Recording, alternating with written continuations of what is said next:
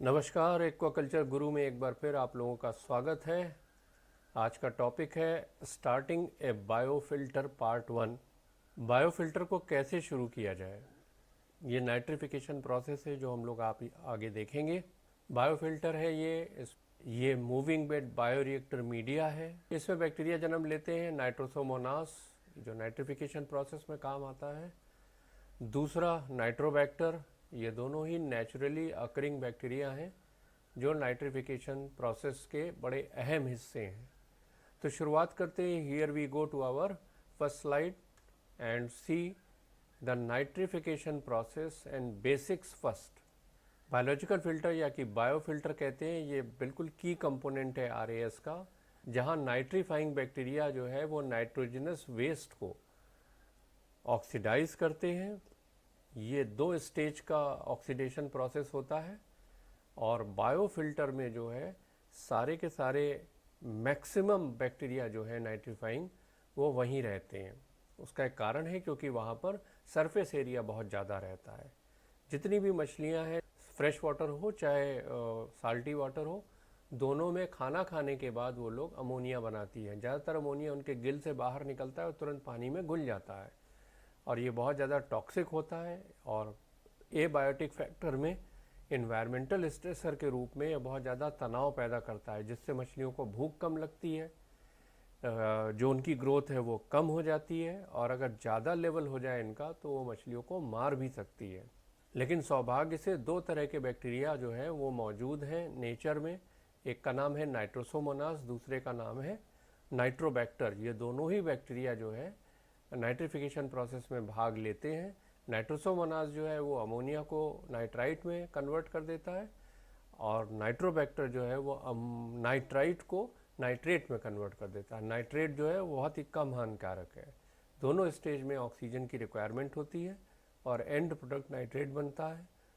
तो हम लोग थोड़ा ग्राफिक रिप्रेजेंटेशन के साथ देखेंगे। जैसे मान लीजिए मछली है, मछली ने खाना खाया और एक्सक्रीशन किया, कुछ अनईटन फीड भी डिकम्पोज हुए। ये दोनों मिल करके जो है वो टोटल अमोनिया नाइट्रोजन को कंट्रीब्यूट करते हैं। ये टॉक्सिक होता है और जो टोटल अमोनिया नाइट्रोजन है इसको अमोनिया ऑक्सीडाइजिंग बैक्टीरिया जो होता है, जैसे कि जिसको कि हम लोग नाइट्रोसोमोनास बोलते हैं, ये इस तरह का काफ़ी मैग्नीफाइड आपको चित्र दिख रहा है, जिसमें ये बैक्टीरिया जो है ऑक्सीजन की प्रेजेंस में इस अमोनिया को नाइट्राइट में बदल देते हैं। नाइट्राइट फिर टॉक्सिक होता है अच्छा खासा, मगर सौभाग्य से नेचर में एक दूसरा बैक्टीरिया होता है जो नाइट्राइट को ऑक्सीडाइज करता है, उसका नाम है नाइट्रोबैक्टर। वो कुछ इस प्रकार दिखता है। ये नाइट्रोबैक्टर ऑक्सीजन की प्रेजेंस में नाइट्राइट को नाइट्रेट में बदल देता है। नाइट्रेट जो है वो ऑलमोस्ट सेफ है, नॉन टॉक्सिक है। इसको हम लोग समय समय पर जो वाटर एक्सचेंज करते हैं आरएएस में, उसमें इसको बाहर निकाल सकते हैं। तो ये रहा major source of nitrogen input और रिमूवल, कहाँ से जो है अमोनिया आता है, नाइट्रोजन आता है और कैसे उसका निस्तारण होता है नाइट्रिफिकेशन प्रोसेस द्वारा आरएएस के अंदर। तो हम लोग अब ये देखते हैं कि बायोफिल्टर को कैसे स्टार्ट किया जाए। इसको साइक्लिंग बोलते हैं। ये बहुत इंपॉर्टेंट प्रोसेस होता है। बायोफिल्टर को स्टार्ट करने का मतलब है कि किस तरह से उसमें हम लोग नाइट्रीफाइंग बैक्टीरिया का बीजारोपण करें, उसकी सीडिंग करें, उसको मैनेज करें और उसे कंट्रोल करें ताकि वो एक अच्छी तादाद में वहाँ पर डेवलप हो जाए, ताकि जब हम कल्चर में मछली डालें तो उनके द्वारा उत्पादित अमोनिया का वो अच्छी तरह से निस्तारण कर सके। ये बायोफिल्टर है। इसी में हम लोगों को नाइट्रोसोमोनास और नाइट्रोबैक्टर की अच्छी कॉलोनी ग्रो करनी है।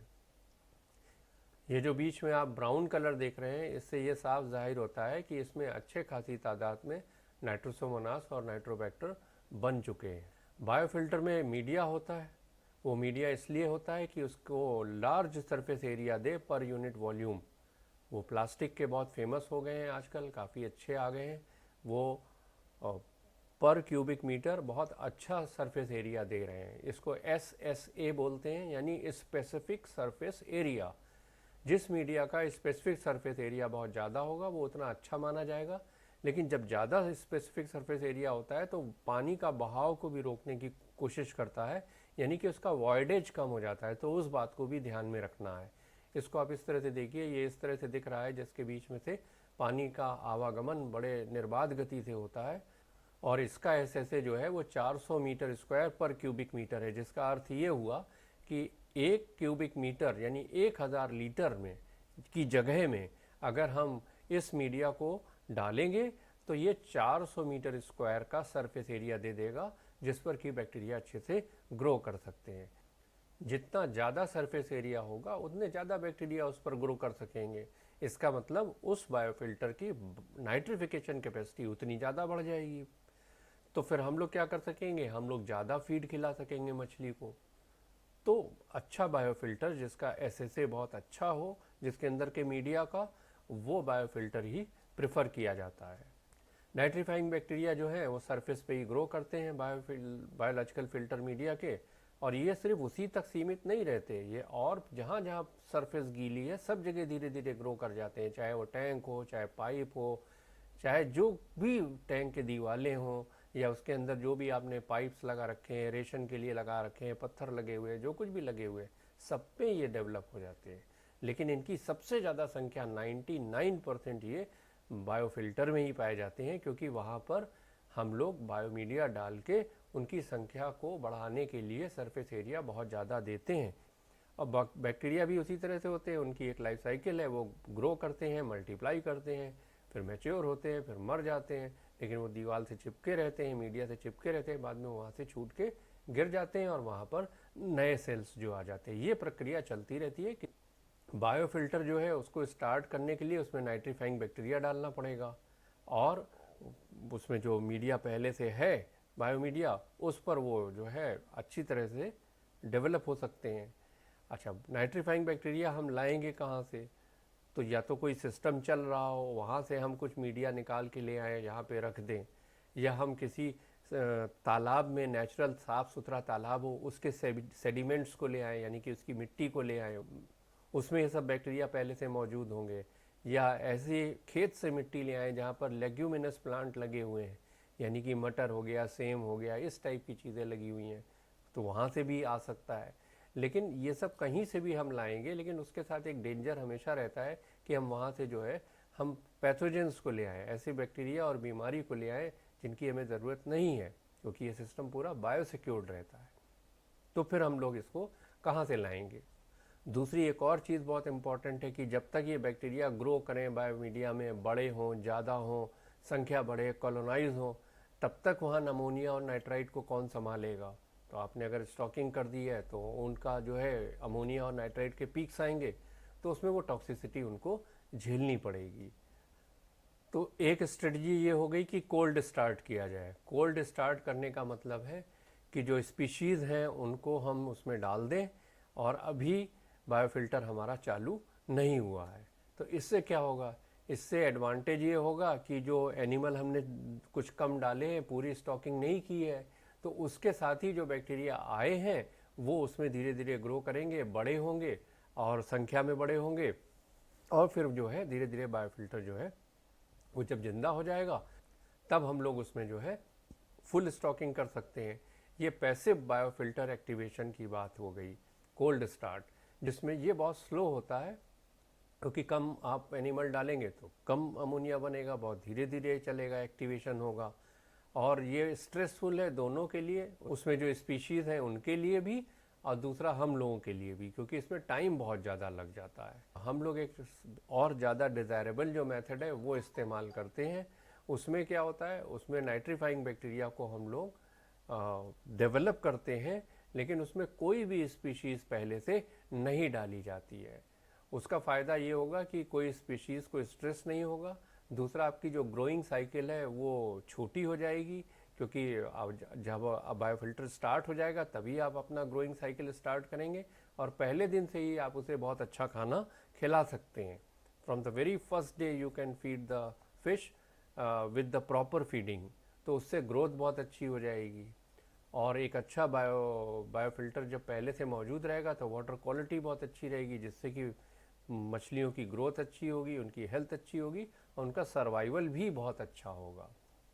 तो इसके लिए हम लोगों को, जैसे एक दूध है उसमें दही जमाना है, तो हम लोग थोड़ा सा उसमें पहले वाली दही डाल देते हैं तो दही अच्छे से जम जाती है।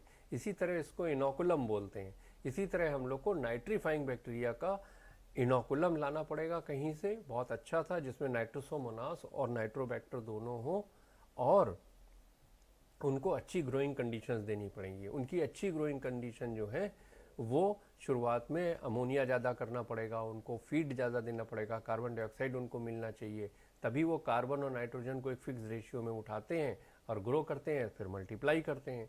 लेकिन अगर हम पहले से मछली डाले रहेंगे उसमें और अमोनिया बढ़ाएंगे तो मछलियों के लिए नुकसानदेह होगा।